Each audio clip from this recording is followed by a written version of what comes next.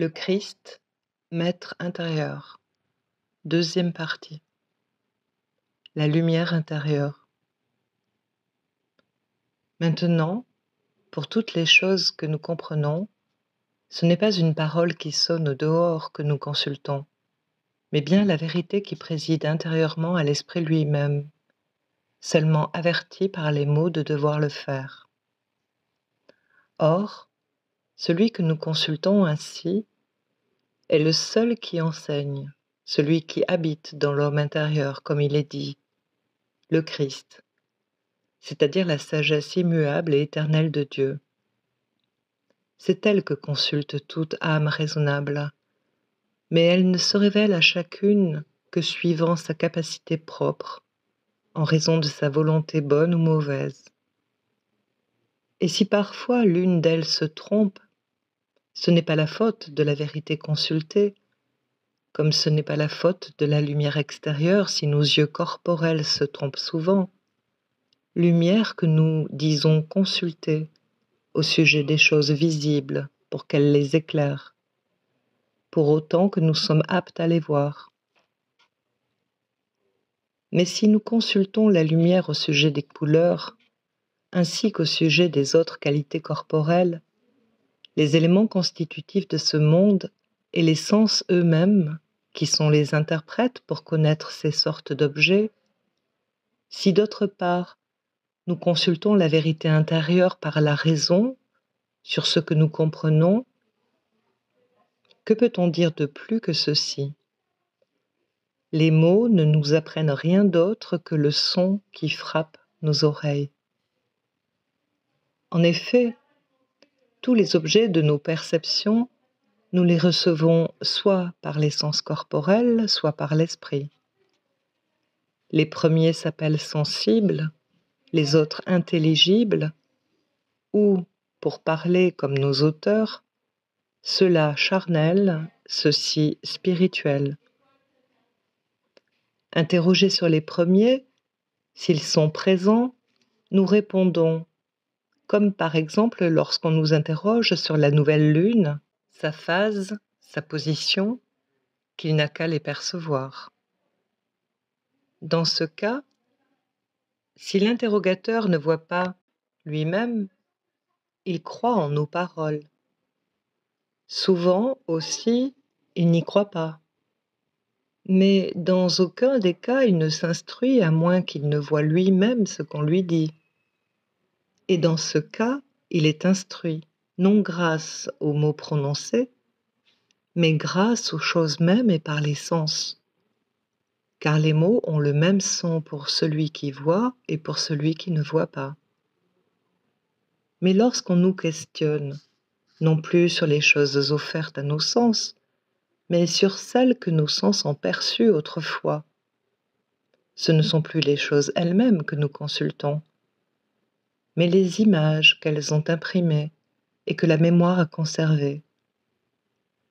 Et j'ignore alors comment nous donnons ces choses pour vraies, alors que nous ne voyons pas leur réalité même, si ce n'est en affirmant non ce que nous voyons ou sentons, mais ce que nous avons vu ou avons senti. Ainsi, nous transportons ces images dans les replis de notre mémoire comme documents de choses senties par le passé. En les contemplant mentalement de bonne foi, nous ne mentons que quand nous parlons. Mais c'est seulement pour nous que ces images ont valeur de document. Car celui qui écoute, s'il a senti et éprouvé personnellement ce que je dis, ce n'est pas par mes paroles qu'il l'apprend, mais il le reconnaît grâce aux images qu'il a lui-même conservées. Et s'il ne l'a pas senti, il croit à mes paroles plus qu'il ne s'instruit des choses. Cela étant, s'il s'agit de ce que nous examinons par l'esprit, c'est-à-dire par l'intelligence et la raison, nous exprimons assurément ce que nous voyons comme présent dans cette lumière intérieure de la vérité qui inonde ce que nous appelons l'homme intérieur de clarté et de joie. Mais alors, notre auditeur, s'il voit ces mêmes choses par cet œil simple et intime, reconnaît ce que je dis par sa propre contemplation et non par mes paroles. Lui non plus, par conséquent, je ne l'instruis pas lorsque je lui dis la vérité. Il la contemple, car il est instruit, non par mes paroles, mais par les choses elles-mêmes qui se révèlent parce que Dieu les lui dévoile intérieurement. Dans ces conditions, interrogé à leur sujet, il pourrait donc répondre de lui-même. Il n'est rien de plus absurde que de croire instruit par mon langage celui qui pourrait exposer ce que je dis avant même que j'en parle. Le rôle des interrogations. Mais il arrive souvent qu'étant interrogé, on commence par nier ce que par la suite, pressé par d'autres questions, on se trouve forcé d'admettre.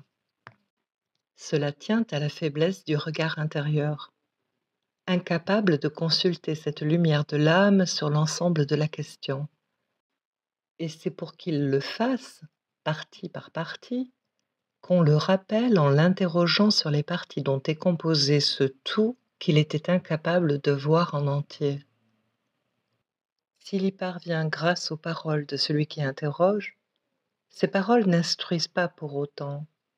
Elles questionnent de manière adaptée à la façon dont celui qui est interrogé peut apprendre intérieurement.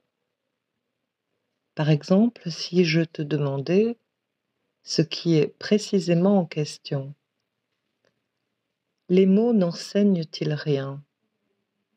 Et que, faute de considérer l'ensemble du problème, cela te parut de prime abord absurde. Je devrais t'interroger en tenant compte de l'état actuel de tes forces qui te permettent d'entendre le maître intérieur et demander la part de vérité que tu admets quand je parle, dont tu as la certitude et que tu affirmes connaître, d'où l'as-tu apprise? Tu répondrais peut-être que je te l'ai enseignée.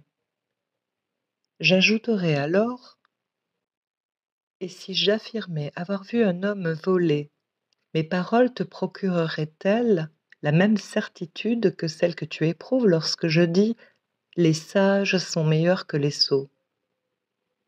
Tu le nierais absolument. Je ne crois pas, répondrais-tu, la première affirmation, ou si je la crois, j'en reste au fond ignorant, tandis que j'ai une science très certaine de la seconde. D'où, en vérité, tu comprendrais que mes paroles ne t'apprennent rien, ni dans le premier cas, dont mon affirmation te laissait ignorant, ni dans le second dont tu possédais déjà la pleine certitude.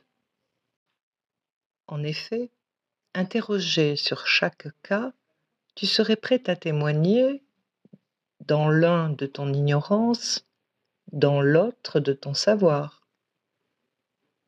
Ainsi, toute la thèse que tu avais niée, tu l'accepterais en reconnaissant chacune de ces parties comme évidente et certaine. À savoir, tout ce que nous disons, ou bien l'auditeur ignore si c'est vrai, ou bien il n'ignore pas que c'est faux, ou bien il en sait la vérité. Dans le premier de ces trois cas, il croit, il conjecture, il doute. Dans le second, il s'oppose et nie. Dans le troisième, il affirme. Jamais donc il n'apprend. Car celui qui reste ignorant de la chose après mes paroles, aussi bien que celui qui sait qu'il a entendu des faussetés, et celui qui pourrait répondre après interrogation cela même qui a été dit, chacun est convaincu n'avoir rien appris par les mots. C'est pourquoi, en ce qui concerne toujours les choses saisies par l'esprit, celui qui ne peut les voir écoute en vain les paroles de celui qui les voit, à moins qu'il ne les croie, ce qui est utile tant qu'il les ignore. Quant à celui qui peut les voir, Il est au-dedans disciple de la vérité, et au-dehors juge de celui qui parle, ou plutôt de ses paroles. Souvent, en effet, il possède, lui, le savoir des choses dites, tandis que celui qui les dit ne l'a pas. Supposons un disciple de l'épicurisme pensant que l'âme est mortelle et énonçant les arguments exposés par les sages en faveur de l'immortalité devant un auditeur capable de saisir les réalités spirituelles. Ce dernier jugera qu'il dit vrai, alors que le premier ignore s'il dit vrai. Bien plus, il n'y voit que fausseté. Faut-il donc supposer qu'il enseigne ce qu'il ignore? Il use des mêmes mots que ceux dont pourrait se servir celui qui sait. C'est pourquoi on ne peut même pas prêter aux mots le rôle d'exprimer la pensée de celui qui parle, puisqu'il n'est pas certain qu'il sache ce qu'il dit. Ajoutons à cela les menteurs et les trompeurs. Ils te feront comprendre aisément que les mots, non seulement ne recouvrent pas le contenu de l'âme, mais le cachent. Les paroles des hommes véridiques s'efforcent, je n'en disconviens pas, de révéler l'âme de celui qui parle. Elles s'y appliquent et y parviendraient, chacun l'admet, s'il n'était pas permis aux menteurs de parler. De plus, nous avons souvent expérimenté, chez nous ou chez les autres, que les mots prononcés ne correspondent pas aux choses pensées. À ce que je crois, cela peut arriver de deux manières. Parfois, c'est un discours confié à la mémoire, souvent reproduit, et qu'on prononce en pensant à une autre chose. Cela nous arrive parfois quand nous chantons un hymne. Parfois, ce sont des mots qui jaillissent les uns pour les autres, contre notre volonté, par défaillance de la langue elle-même. Alors ce ne sont plus les signes de ce que nous avons dans l'esprit qui se font entendre. Les menteurs, eux aussi, pensent assurément aux choses dont ils parlent, en sorte que, si nous ignorons s'ils disent vrai, nous savons cependant qu'ils ne tombent pas dans l'un des deux cas dont je viens de parler. Mais si on prétend que ces accidents ne se produisent que rarement, et qu'on s'en aperçoive quand ils arrivent, encore qu'ils restent souvent cachés et qu'il m'ait souvent trompé, je n'y contredirai pas. À cette même catégorie se rattache un autre cas, certainement très répandu et cause d'innombrables luttes et querelles. Lorsque celui qui parle signifie bien ce qu'il pense, mais le plus souvent pour lui seul, ou pour quelques autres, tandis que pour celui à qui il s'adresse et pour les autres, les mots ne signifient pas la même chose. Ainsi, quelqu'un affirme à nos oreilles que l'homme est surpassé en vertu par certaines bêtes sauvages. Aussitôt, nous ne pouvons le supporter et réfutons avec vigueur une assertion si fausse et si pernicieuse. Mais pour lui, la vertu désigne peut-être les forces du corps. Il exprime bien par ce nom qu'il pense sans mentir, sans se tromper sur les choses et sans rouler d'autres pensées dans son esprit. Il a bien agencé les mots contenus dans ses mémoires et il ne fait pas entendre par un lapsus autre chose que ce qu'il veut. Simplement, il désigne d'un autre nom que nous la chose qu'il pense. À son propos, nous serions du même avis que lui si nous pouvions voir sa pensée. Mais celle-ci, après avoir proféré des mots et développé son affirmation, il n'a pu encore nous la découvrir. On dit que les définitions peuvent remédier à cette erreur.